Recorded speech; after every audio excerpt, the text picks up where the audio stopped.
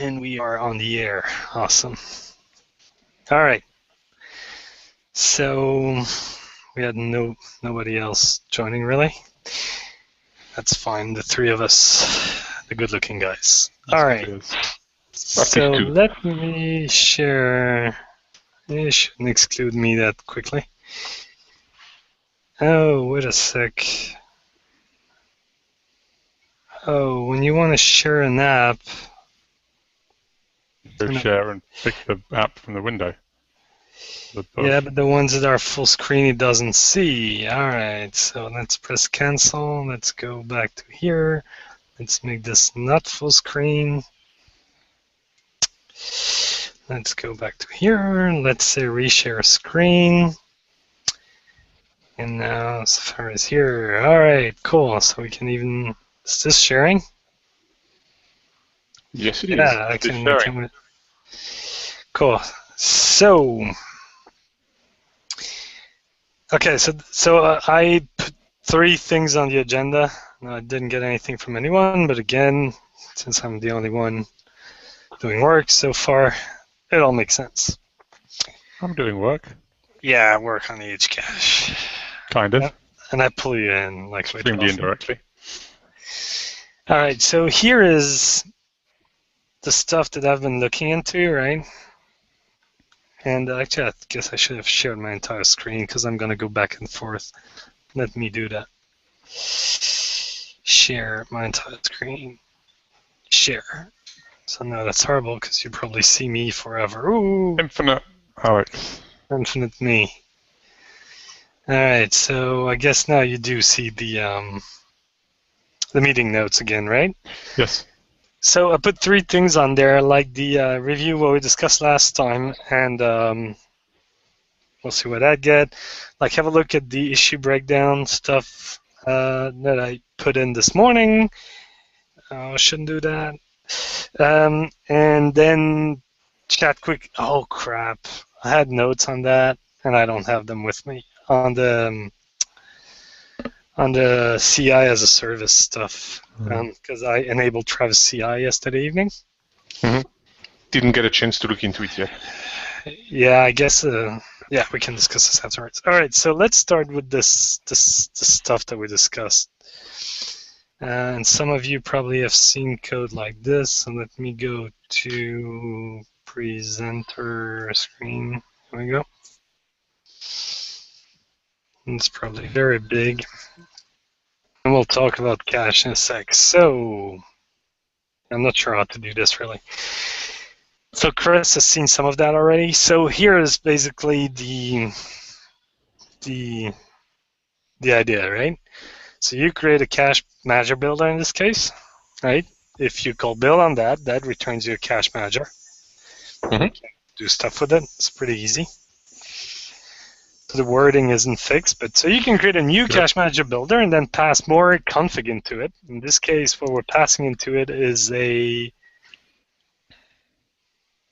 it shouldn't be a cache manager configuration. I guess I cheated somewhat here at the type system, but it should be an actual implementation of that this method should return, which would be probably a persistent cache manager configuration or something, or persistence configuration, right?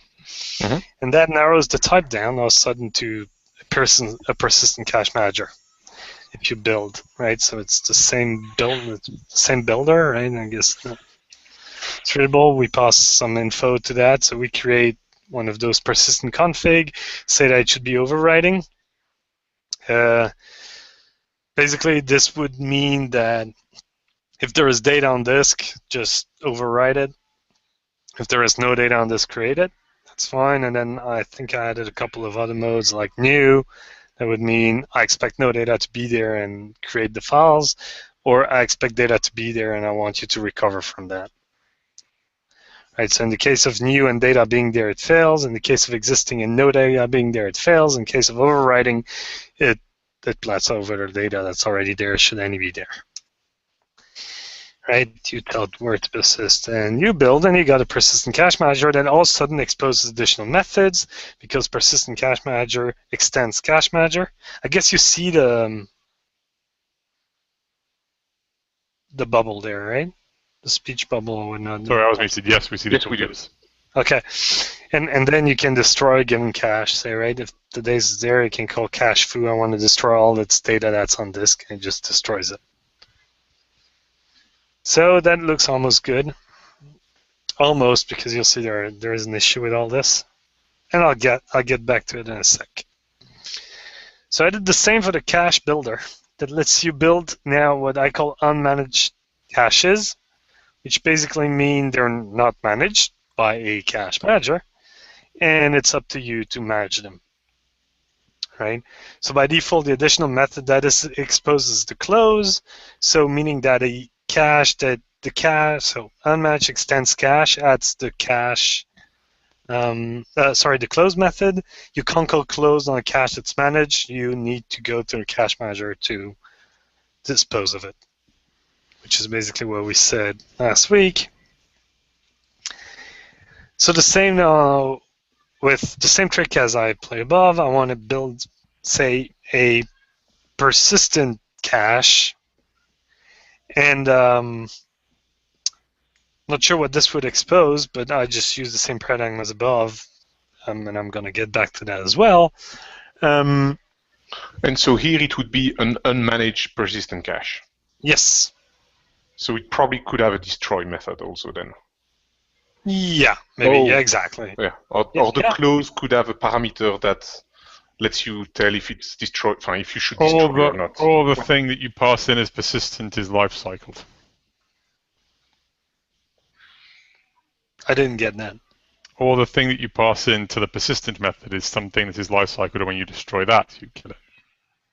Well, that has methods on it. By analogy with the. Yeah, that we need to define. So, what you said, Chris, is indeed that, right? That basically all the services that a unmatched cache gets, well, that whatever resources those services manage, they need to be freed through that service. Yep. So arguably the close shouldn't even belong there. And the close is. Well, what does close do then? Sorry, yeah, that close, yeah, the top close, no. And then this close, what does this do? Well, hang on. Top close. Top close could be there. Okay. Well, I'll get back to. Well, we can discuss this in a bit further. Because there might be things that the cache may not be persistent, but there may be things it's doing that require lifecycle cleanup. Like closing file pointers? Closing file pointers, closing network sockets. File descriptors. Yeah. Yeah, so that makes sense. And then the life cycle. Releasing off heap memory. Yeah, okay, that makes sense. So cool. So then, right, once I had done this, basically the question that came up next is, okay, so what is the class, the types and their possible relationship to each other that we want? So let me get back to a cache manager. Let me cheat a little bit.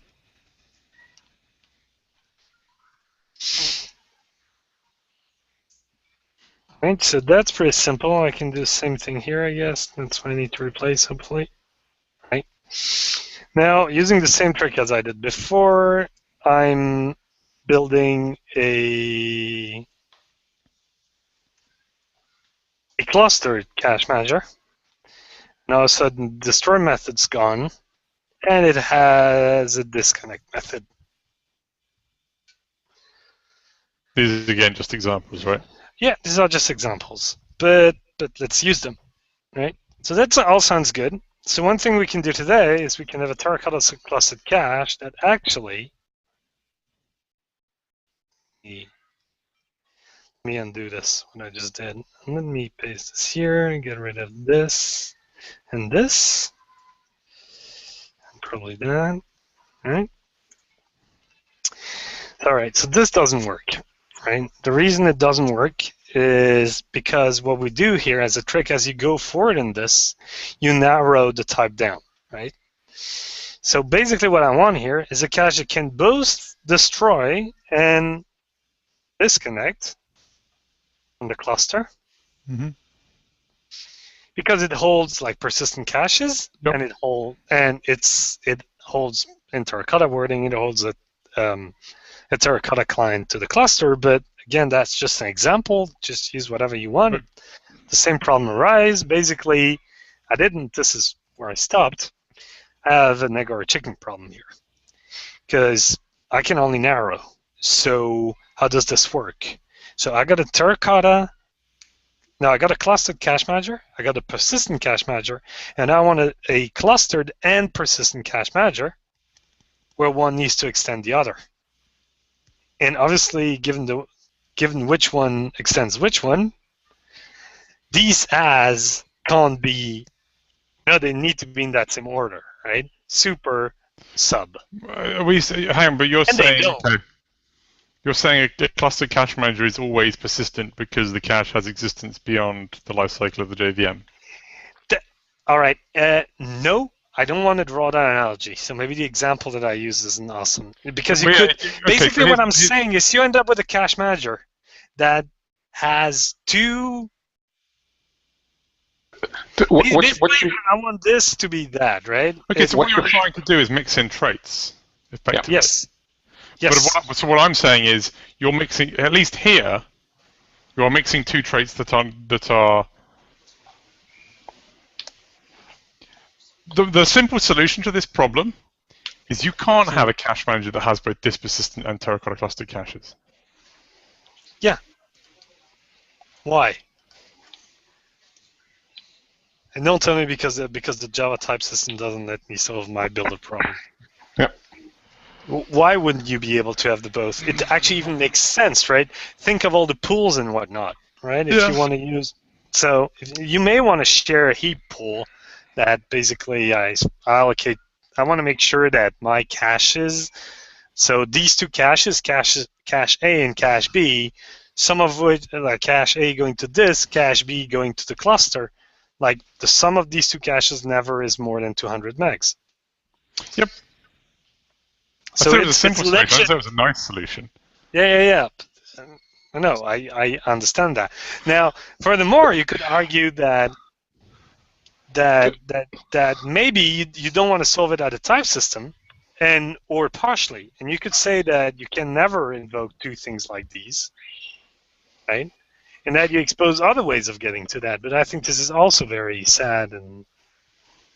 But the solution in the Java type system does not exist, because even if we were to find a way of doing it, it would lead to combinatorial explosion. Yeah, because we would have to create all the interfaces or all the types that expose all the... No, I understand that, but that's so basically the implied question here is, was that a bad idea? Well, by the way, the type system here like forces crappy stuff like this, by the way. So I discussed that with Chris, right? So the problem is that a cache is generified to K and V, and I need to keep this information so that it can be inferred as we narrow the type down, right? Okay, so here's okay, I'm gonna make it. So what I'm saying is that we keep on hitting issues with the type system here. So let me try and draw a distinction between the cache manager and the cache cases. A cache is persistent, or a cache is clustered, or a cache is unclustered. Mm-hmm. A cache manager manages a Terracotta service. Mm-hmm. A cache manager manages a persistent service. It is not a persistent service. It is not a persistent cache manager. It is a cache manager that happens to be managing a persistent service.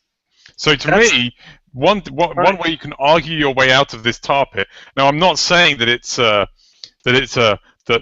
this is a perfect argument, but one way you can do it is to say what the as is doing is actually you should really have not as but with, and in that sense you are doing things by aggregation, and therefore it's not right that the type changes. Well, okay, but that's well and good at the cache manager level. Yes.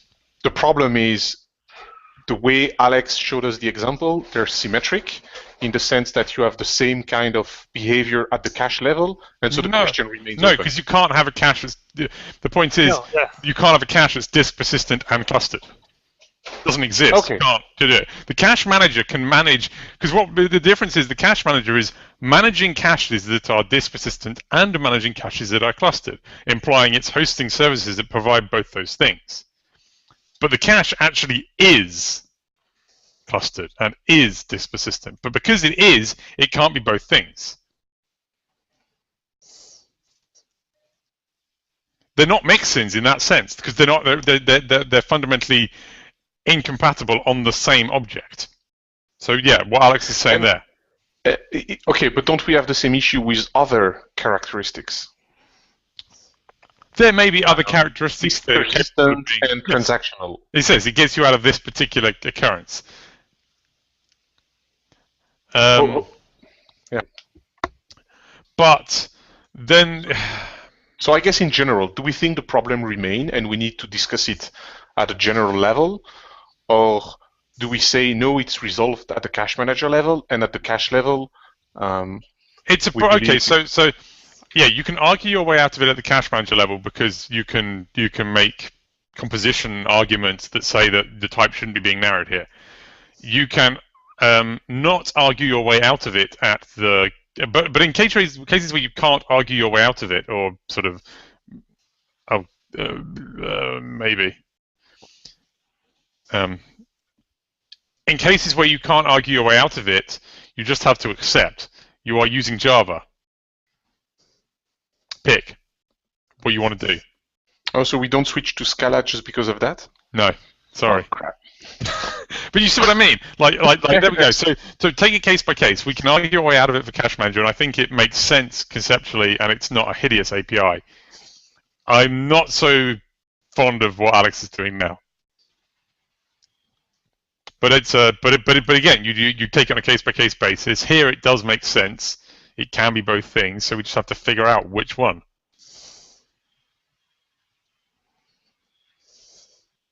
Wouldn't it be pcache to unwrap persistent cache, Alex? Yeah, sorry. Because what we're basically saying is, well, the builder mechanism will allow you to... Transactional disk. And you can choose. You can explode the mixin set, if you like. It's ugly, and you get a proliferation of stuff, but you can effectively do what any language that supports mixins does in Java, but statically. You just have to decide at which point you want to stop doing that because it's getting really ugly. But at the end of the day, this is a set of builders with a DSL. The users won't see all the classes. The ugliness is only going to be seen by us and anyone that chooses to look at the source. No, but wait a sec, right? You got the problem here, right? So here, to implement that, I need this type. Wait, let me write. Oh fuck, I don't know. I need this type persist. No, yeah. Okay, I'm gonna start at the beginning because that's clustered persistent cache manager, right? Yep. But if I do I thought we said I need. No, you don't need both, Alex. You don't need both orders on the cache manager. You need both orders on the builders. They'd build the same type, but you'd have to have two different types for doing the build chain. All right, but if you push it to that, then you're right now the builder is completely agnostic of the types that it supports. You're arguing for making it so that it knows. The builder has no clue, right? He just you're concretizing, if you like. Yeah. So I kind of like that, right? So see, it's only the generified stuff here that forces me to take that in because whatever I'm saying here. Why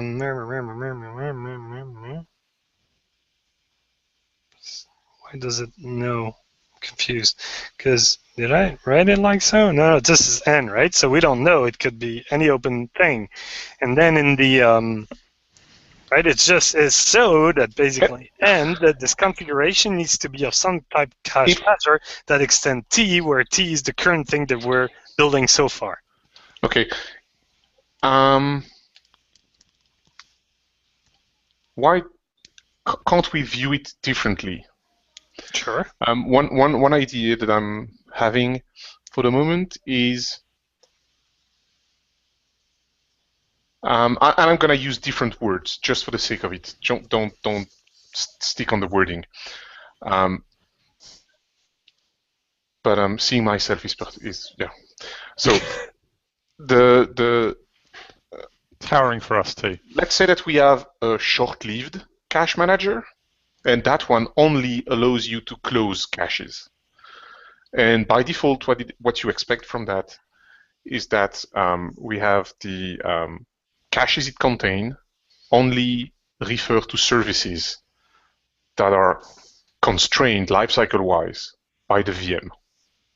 If you shut down the VM, everything's lost. And the only thing you can do is you can close a cache, because that allows faster resource freeing. Okay. And then you have long-lived cache manager, and that one offers you two things: the close, which is the exact same. It allows you to recover what's lifecycled within the VM, and the destroy. And the destroy has a different meaning depending on whether it's a clustered cache, whether it's a disk persistent cache. But when you think about it, right, that's the cache manager flavors. There is the short-lived ones and the long-lived ones, for whatever this means. Mm-hmm. Okay, so here comes an interesting. This is an interesting question. And so what you would do on these two families is they accept different kind of services. Right. You can't register a persistent services on the short-lived one. Makes no sense. You can't register a clustered services on the long-lived one. It makes no sense. But you can register an off-heap storage on both, because it makes sense in both cases. And then you kind of get rid, because suddenly the type explosion doesn't happen anymore. You've reduced it, and the only thing is... Right, but then, okay, so I get it. So, but then basically also what we're doing is we're only, and I think it makes sense, right? Don't get me wrong. I'm not saying it's a bad idea. But basically what we're doing is that we're exposing those lifecycle methods on data that the cache holds, and maybe the cache itself, through the cache manager API. But anything like basically asking, oh, what are the other clients? What is the cluster topology, or things like these? You would need to go through. So how? Because then you need to go through a service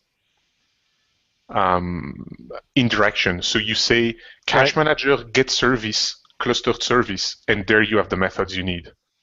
Right. I don't think that's a bad idea. But basically, also what I think is it wouldn't be the service directly, as in the SPI sense. I think we should try to tie it back something again like, I don't know, like the service control or the service API or user API or whatnot, right? That expose. It could be the same object in the end, right? I don't care. Yeah, but I just fear that it's going to expose a bunch of methods that are really internal to how a cache manager and a cache work and a bunch of other things that a user doesn't care about. And I don't want to pollute them with that. It's a consumer-facing API of the service. It's not its internal or configuration one. It's just a consumer facing, and that exposes stuff that makes sense. So basically we get to this, what I call the get method there, right? Mm-hmm. Get service method that takes a constrained type, a class, right? And returns you an instance of that type. Yeah. And you can have a generic version of it that's returning the correct one based on the variable you have on the left-hand side for a shorter.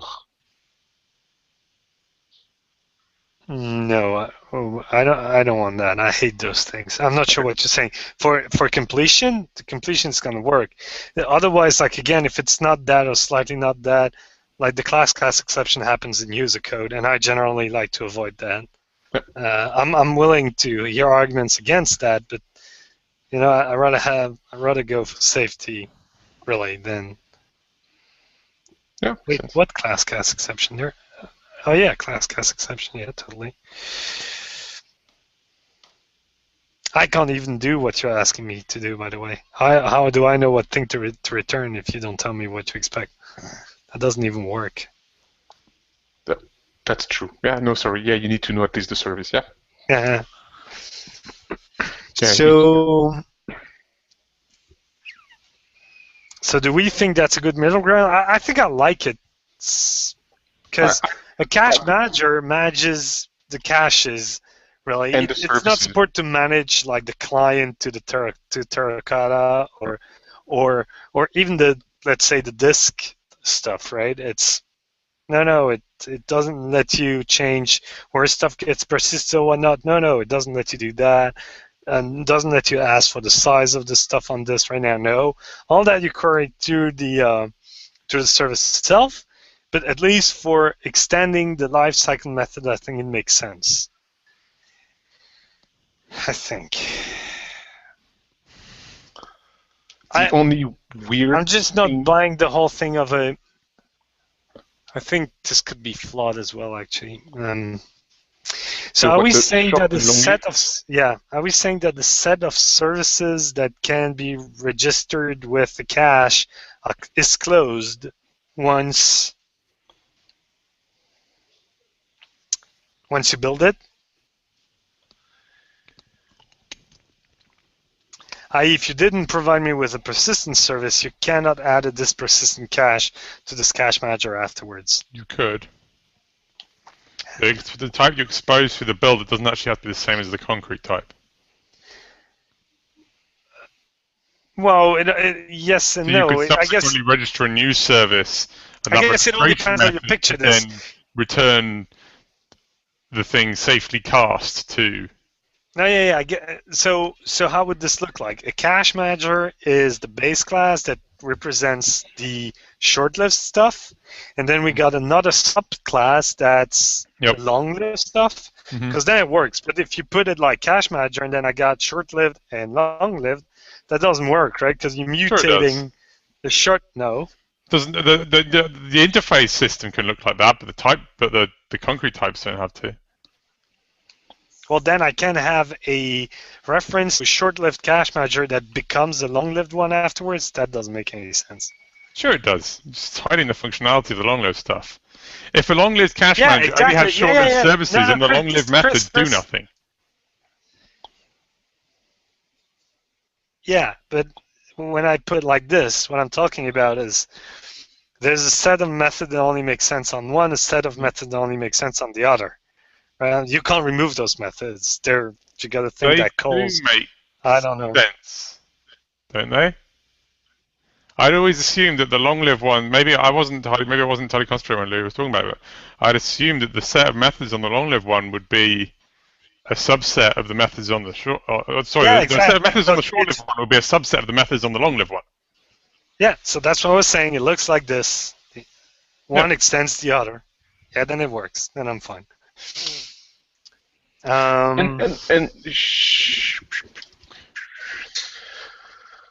Yeah, we could,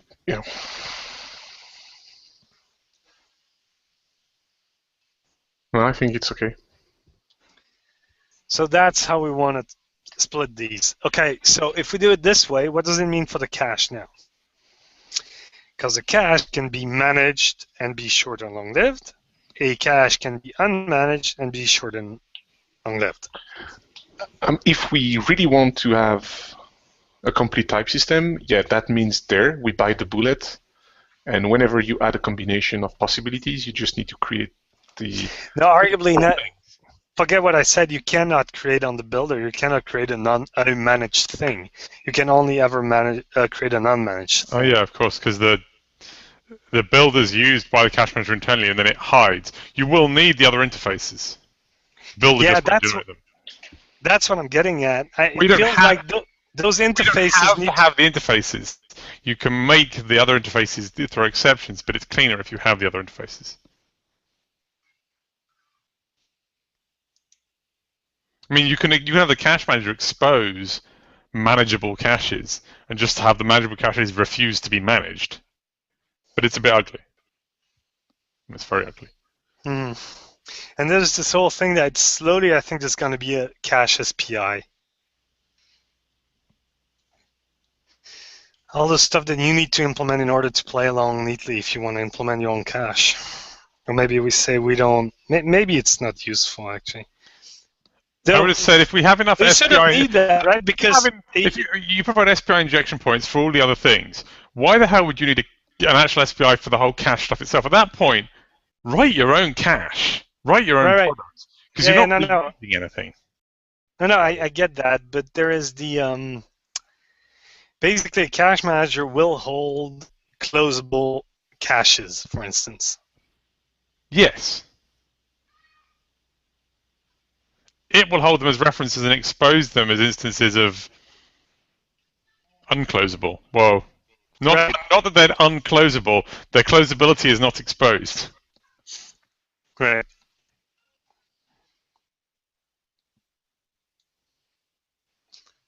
So all caches are closable, just not closable by everyone. So the cache provider service, if you remember, the thing that actually we use to build a cache, what does it return? It returns a manageable cache. So the one that doesn't have the close on it? It does have a close on it. Oh, so you're saying manageable, which is the same as unmanaged. It's manageable by the person that has the reference to it.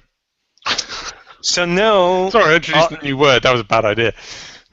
Yeah, and somebody that wants to build something actually doesn't ask for the same kind of service provider than the cache manager does, because the cache manager asks for the manageable cache provider, and the cache builder asks for the unmanaged cache provider. No, they ask for the same thing. They are the same thing. Right, but what's that thing then? Either one of those words works. Cache SPI.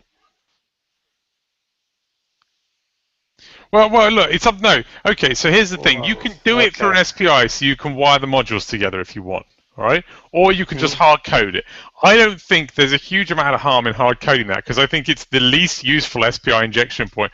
Because if you get to the point where you're overriding that one, then you've got to start wondering, what are you using if you're replacing that much? Yeah, I just don't know. It's, given all the stuff we did, so that's pretty type safe and whatnot. All of a sudden, either we hard code something and then it's good to go, and that's fine, and it works. It's common service. It's fine. You can have one there, but I wouldn't be too worried about what that thing looks like, because I don't think anyone will ever be implementing it. Which means and I remember that this cache provider, somewhere in some doc already wrote something along the lines, there is a very special kind of service provider, and service, and that's the cache provider. It's treated very differently. Yeah. So that's good enough. Okay, cool. So I guess I know what to do. I'll have to rewatch this myself to remember everything I need to do, but I think it's more or less. Much of it being recorded. Clear. That's what I think is good about this thing. All right, cool. So there was another thing after that. All right, the issues. All right. So maybe actually I should have done a little bit more work than what I've done. I guess so. If you should I reshare my screen maybe? All right, let's try this. Don't need to look at my face that closely. All right, maybe that was quick enough. So I created a whole bunch of issues. Oh, that's good. Wrong link. Fix that. Right. Looks like I'm not done with all of them. So yeah. So let me go maybe to the to this here, to the waffle stuff, because here it's actually like properly ordered by priority, right? So as you can tell, I started tagging them in two ways, right? All the ones that actually imply doing something at the API level, I created an API label for that. Mm-hmm. I think it's a good idea, at least to know that every time when we do something, it's something that impacts the API. And I guess that's true forever, right? Sorry? So you take a little more care. Yeah, you take a little more care while doing it, and you take a little bit more care when reviewing it. Right? Yep. You know that there is this key thing. And then I create a milestone I call the heap version. There's going to be, I probably need to interleave a couple of actual like non-API items in here. Because at different points in time here, we can actually start doing implementation work for some of the APIs above, right? So some of us discussed that yesterday. So I'm going to add these in there. So let me re-go to the issue list here. What kind of labels do we have here? Yeah, I guess I'll mark them as enhancements every time. That's actually implementation work. Yeah, I need to put these all in since everything's lowercase. I'll put that lowercase too. Okay, so one thing, I did a couple of things last time, and since this is a proposal, even though it's implemented, right? Consider it as such. So what I did on this taskboard stuff is when you move something from in progress to out for review, this is basically when you're supposed to do the pull request thing. Mm-hmm. It's going to be automatically labeled on GitHub. You're breaking up from me, Alex. Oh. I don't know if it may have just been me. Am I back? Louis muted. You can't tell. You're back. You're back now. You just broke up for a few seconds. It was working fine for me, but I had breakouts earlier. Okay. So what I'm saying is that when something is, you think, done, right, you basically do pull request and move it forward for review here.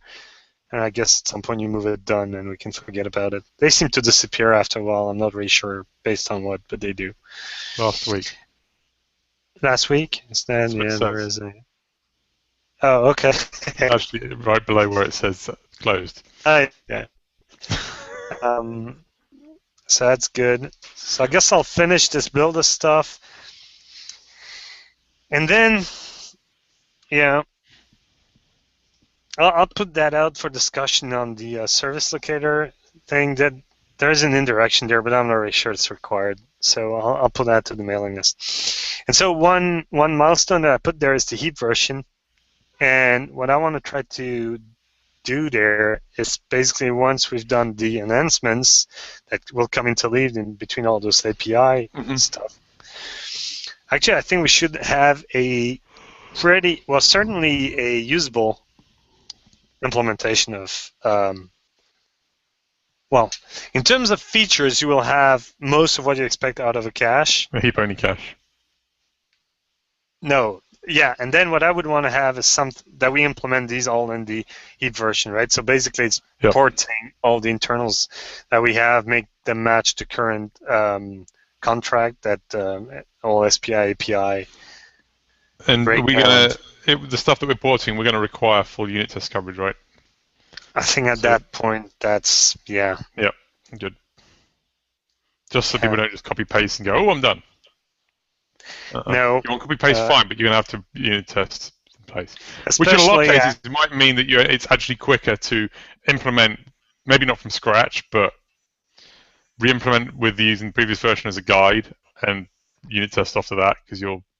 Yeah, I was about to say, I think there are a couple of gotchas there, right? There's going to be, we will need to change stuff. Some things will be as simple as meta signatures. Others will be deeper refactorings in some of those modules, right?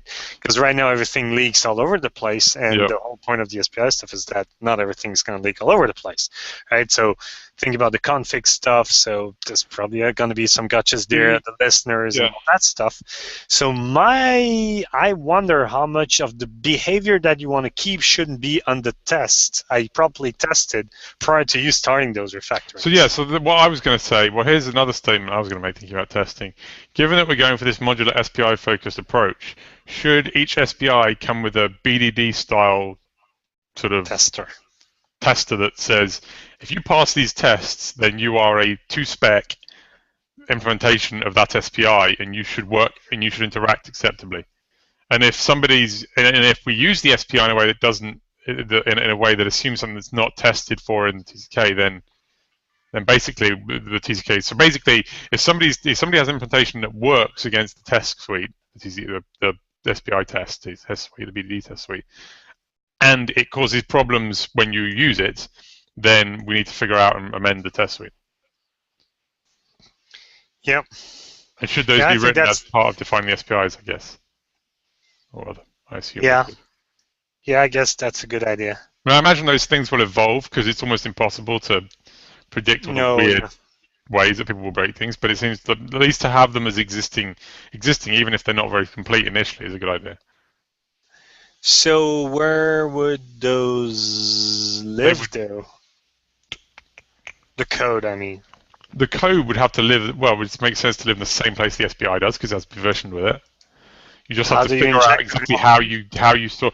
It seems to me that what you want to do is you want to generate an artifact that is the SPI test suite as part of the build process, and then somebody that wants to depend on it can basically depend on it in Maven, the test suite jar, put it on the test class path, and then write a simple test suite that basically calls some static method with a. So basically, we could write all the testing code in the actual SPI module, yep. Right?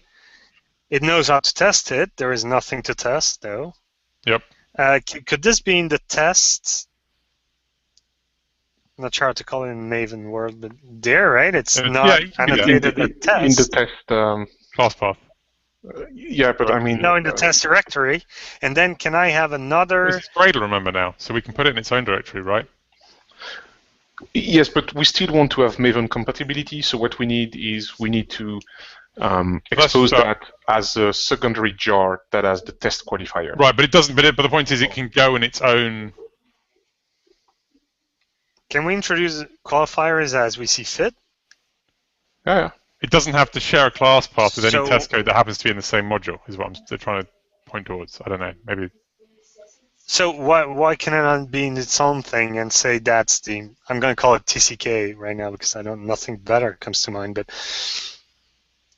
you got the TCK thing, and then you pull in this qualifier on your test class path, and then probably have to you invoke it from your own unit tests, and it should all work. Hibernate has examples of doing that with the caching providers, I think, don't they? Isn't there some? I don't think it's very big, but there is some generalized test suite for Hibernate cache providers. Is there? Yeah, I remember that. Okay. I don't know how they do it exactly, but they do something like that. It might make sense to look at. There must be other. I've seen. There are other examples I've seen. We have to dig. It might be worth digging around at other things that implement SPIs to see, or have SPIs to see how they go about. I remember seeing it in when Chris and I played around with blueprints, the graph database stuff. There was test suites like that in there. I think they broke it into a bunch of different pieces and stuff. But you just called static methods with either an instance of your thing or a way of constructing some factory that you had to synthetic factory created into Ehcache or whatever. It doesn't seem too horrendous. Nope, but it sounds like a good idea. I know we fought those things in the past. And it'll get us a whole bunch of sort of reusable free test coverage to a certain extent. I mean, it's not a replacement for unit test coverage, I don't think, but it's a good backup. No, yeah, I think it's good. It also forces us to codify the TCK. Do you want to do that TCK in a really strict way or not? As in, developer writes somebody writes the Java doc, writes the SPI and the Java doc for the SPI, and an independent person writes the TCK by reading the Java doc. That might be a good idea. I've done this exercise before. It's agonizingly slow and painful, but it does help you. It does force you to write good Java doc.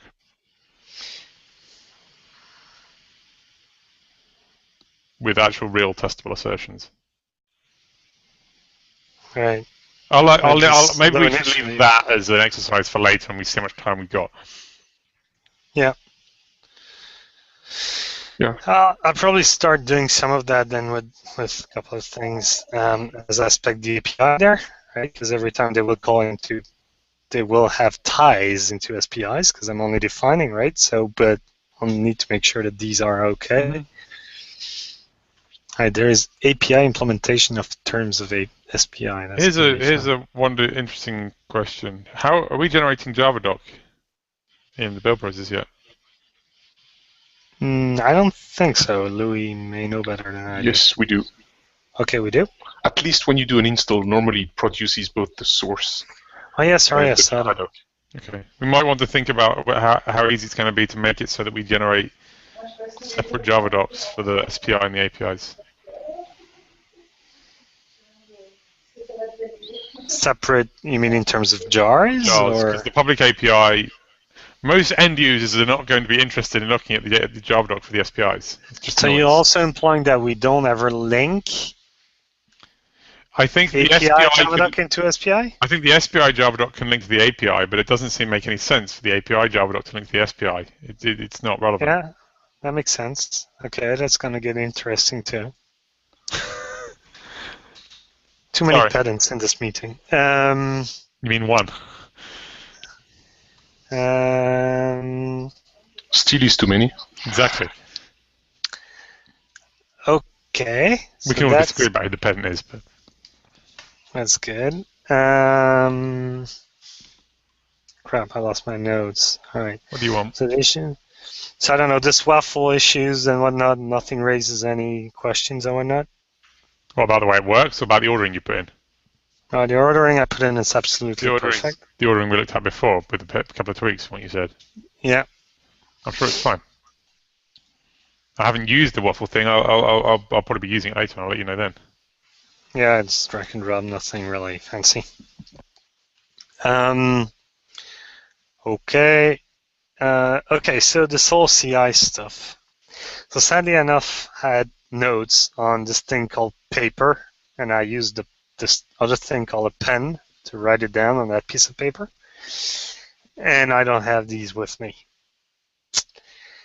So I just know that drone.io and CodeShip.io just didn't cut it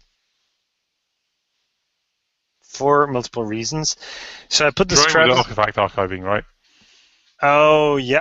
Not only. So Drone.io, now if I remember right, one of the two didn't have the pull request pre-built thing. It would only like pre-build stuff if the pull request comes from a branch from the same repo or something.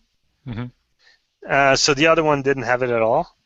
I didn't know that existed, but now that I know it exists, I want that. Can't live without it. So supposedly Travis CI has that. We'll see to what extent. So I set it all up to. I should have put the link. No, I put it in the mailing list. So if you guys go to the mailing list, I send an email. Yeah, I opened it.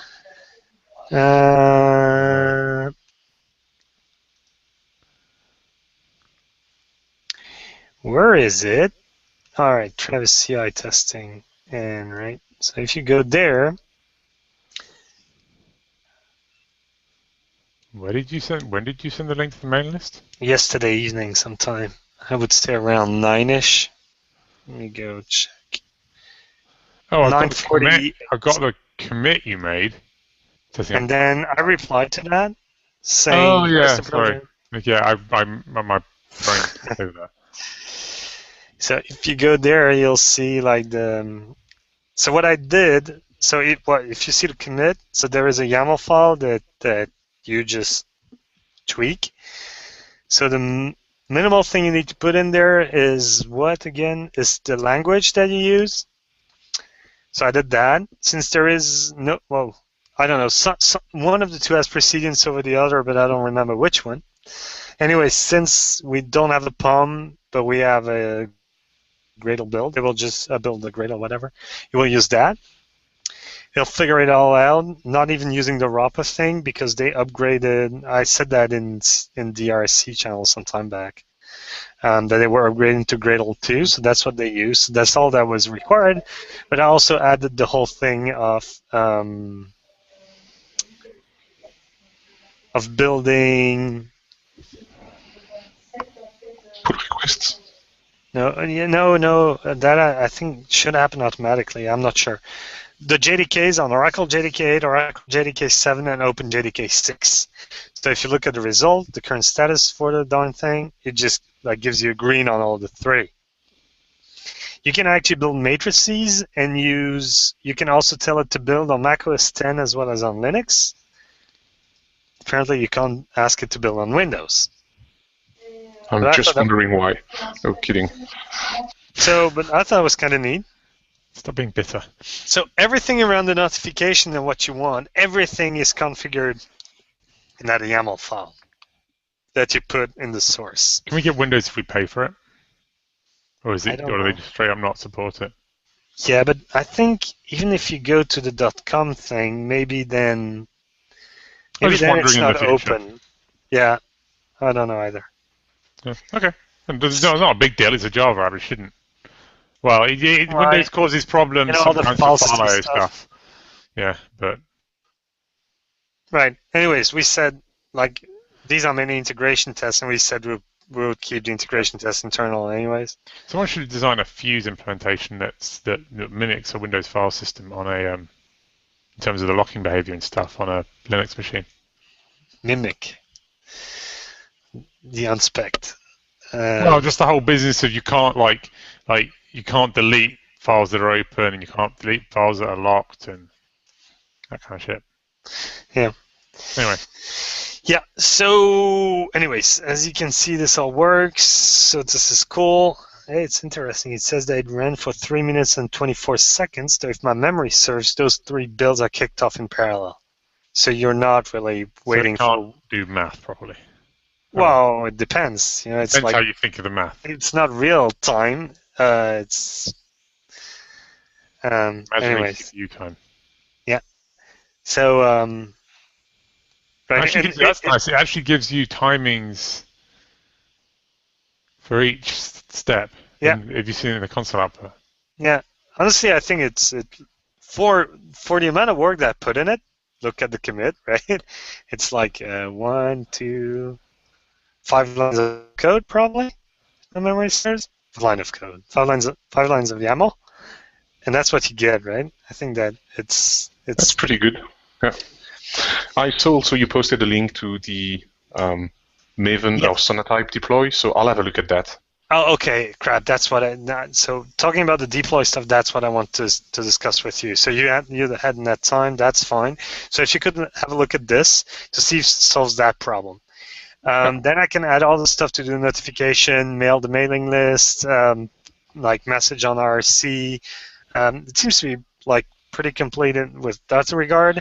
And then as soon as we do a pull request, we'll know whether it actually does the thing that we want it to do. Should we create just a test pull request to verify that and drop it?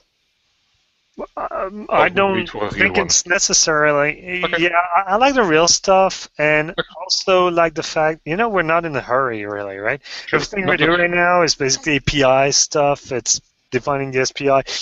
It's not a big risk, and as I started, I'm the only one that actually like committing code for now. So I think it's pretty much under control for now. Mm-hmm. So I think we need to decide. Again, the Cloud Bees being the last one, supporting Jenkins, we can install the plugins that we want, as far as I can tell, and whatnot. We'll do what we want to do, right? So I'm not sure we can install plugins, but at least we have probably their pre-installed family. No. I think if you go to let me see if I find this. Whatever, we'll see if we have to go there, I guess. Crap, I had it in my CloudBees FOSS. So you want to go to CloudBees/FOSS details or FOSS program or whatnot. Where did I see this? Plugins. Any. So I guess you can install any. Wait, can I share this on the... Yeah, I guess I can if I go to this. Can I ask a question myself? No, I can't. Crap. That would be cool. I'd like to see this thing work. So let me add this to the showcase stuff. All right. Apparently added it. So if you go to the showcase thing, Not sure where that'll go. Oh, I need to click show item, sorry. No, it shows the item. FOSS program detail. If you go there,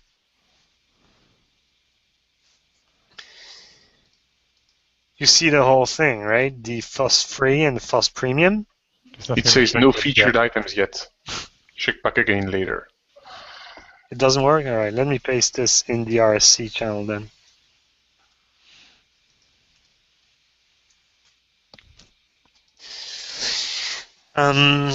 Right, so all right, you see, like, it gives you a certain amount of time, but it, like, plugins, it says any.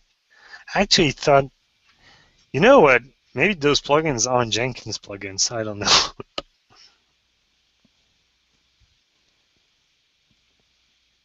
Yeah, let's see. Okay. I'll have a look at the TriviCI stuff. I'm not sure I'll have time tomorrow, but I'll try to do that. Not quite soon, I guess. Yeah, again, I don't think there really is a hurry there. I mean, for, you know, it's not. I think it needs to be. We don't want to wait until, like, really codes start flowing in at strong pace to address this. That's why I'm doing this now. And yeah, I stopped doing that for 10 days or something, not doing anything. So I did that. I might do a couple of direct commits to. Actually, no. I'll do them through pull requests for the YAML file, and then we can see if that actually builds the thing. That would be funny. Actually, validates that the YAML file is correct. They have that. They have a validator where you can paste a YAML file in, and it just tells you whether you're good or not. So yeah. Tells you if it makes sense.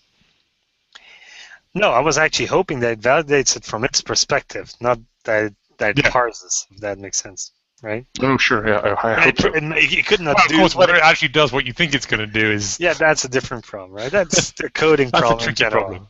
Yeah. If we could automate that process. So, so that's that. So we'll see about that. Yeah.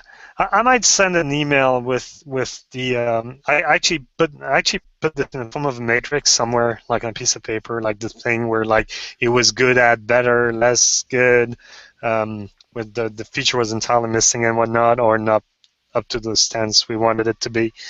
So that's it. I know that indeed there. Look, I don't even know, like, it doesn't seem to archive anything, but I haven't seen test failures neither right now, right? So. That's actually something we need to test. It's failures. Yep. But yeah. So I only set the whole thing up yesterday evening so that we could look into that again. All right. So that's it. I guess I should be able to go and implement the whole thing. I'll do. I don't think we should discuss this whole builder stuff anymore. Hopefully. So except if I'm utterly not happy again, I'll raise it again.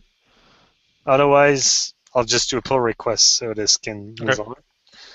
So we can review it. Great. And